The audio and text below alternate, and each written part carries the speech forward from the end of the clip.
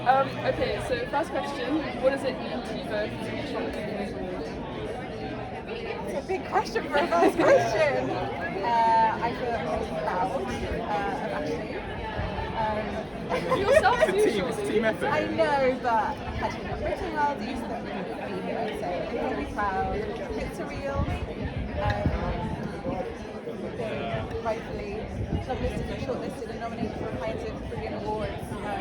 This is really nice to do as a team. Yeah, I think that's it really. I think this is an award that celebrates writer and editor.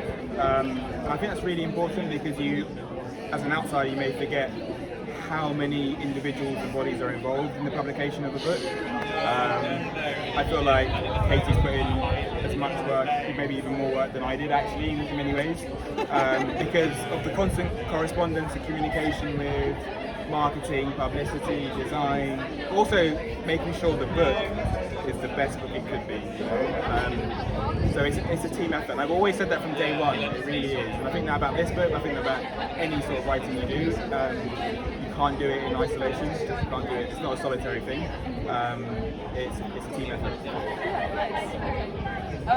What advice, again to both of you, what advice would you give to a young person wanting to get into writing or wanting to know? You do editing first.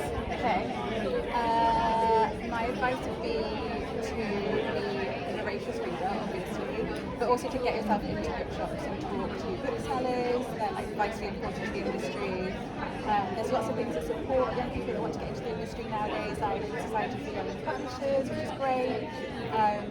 I am a big believer that you don't necessarily need to do like tons of work experience placements, especially I think if it's unpaid, don't do it. You should be paid for your labour. But just being really passionate, and when you're applying for jobs, like make sure you're very clear on what the list is and why you want to work there, but also why you think they would want you to work there. It goes both ways. Like you need to be passionate, but you also need people just to hit the ground running. It's a really exciting job, so I recommend it if you're interested. Yeah, super advice. I mean, I think in the cost of living crisis, you can't just work for free constantly. Do you know what I mean? Yeah. So I think you've got to look after yourself as well. But yeah, definitely agree with being a passionate reader. Absolutely. And this is as a writer. Read things you enjoy. Don't be put off by what people may think about what you're reading, whether it be speculative, fantasy, graphic novels, comic books. As long as you are reading, you are winning. I also think writing is a bit like exercise. Like the more you do it, the stronger you become. It's a bit like going to the gym, which I don't do. Like going to the gym or running, which I do.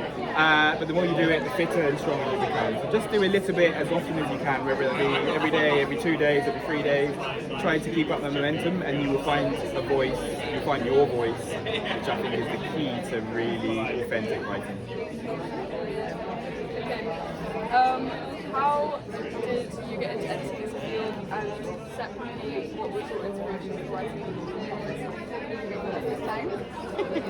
I would say I'm not the most imaginative writer in the world. I think the starting point for most of my stories or poems or short stories or plays, whatever, are like things that have really happened to me.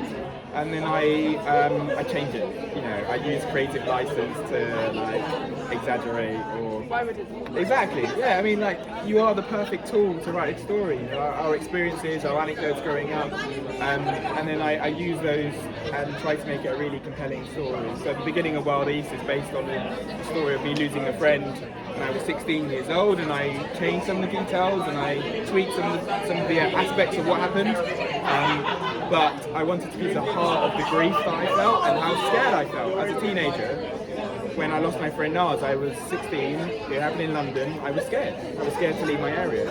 So I wanted to capture how vulnerable one can be as a boy, as a young black boy in certain situations. So I would just say, like, you as a person are the perfect resource and tool to start a really good, compelling, powerful, authentic story.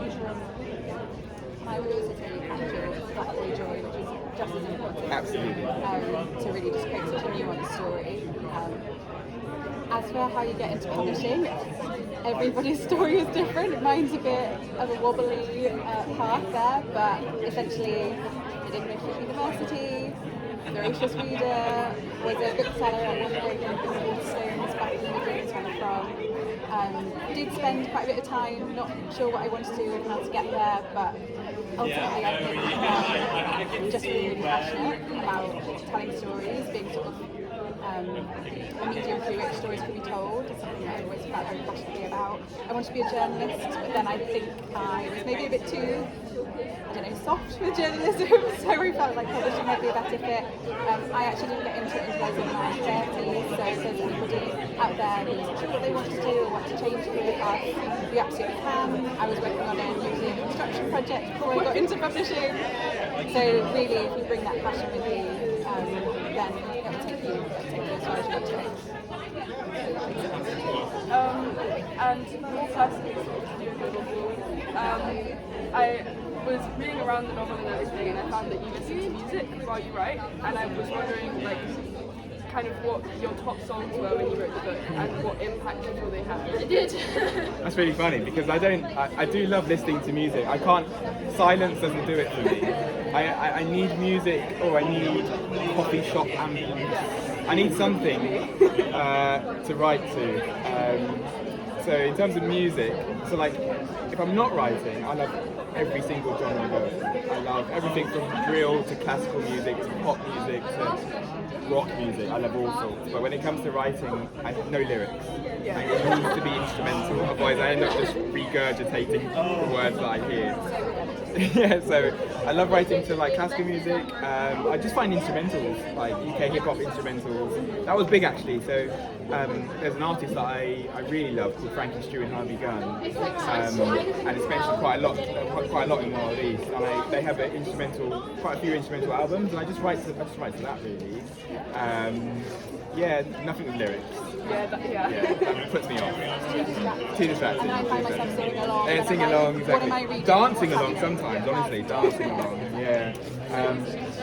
Yeah. with music especially. Yeah. Exactly, yeah, exactly. But because it's written in verse, so Yeah, I love that. it has a sort of rhythm, occasional rhyme, alliteration, sibilance, all those sort of words you learn in English, right?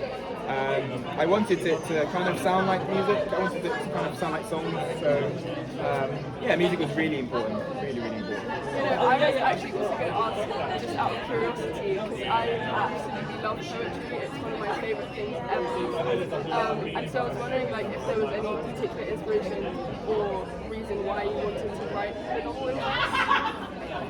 Yeah, really great question. I mean, Penguin also published a few years before Manjeet Mann's The Crossing. That was a really, I remember reading that and being blown away by the form, but also the powerful story. Dean Atter, who's someone I've known for about 10 years, as a poet, also as a novelist and as a verse novelist. Black Flamingo. I just love the fact that it wasn't intimidating on the page. You know, I love Dickens, but sometimes it takes 10 pages to say one thing. So exactly, yeah. So I liked to have that sort of freedom and breathing room on the page for the eye. So yeah, verse novelists like Dean Atter, Matt Goodfellow, Manjeet Mann, yeah, those are the books that I kind of really leaned on when I was writing. Thankfully, Katie kind of said, yeah, I know those books, let's go for it. Lovely, thank you guys. Oh, sick. Oh, nice. Great question. What is that, your handwriting? Yes. I have gorgeous handwriting. I have the most awful handwriting. I hate signing books, so I keep my message very short. Thank you so much. No problem. Thank you guys for speaking to me. Good luck. Lovely to meet you too. Good luck with year 13 and everything. Play for 602 times.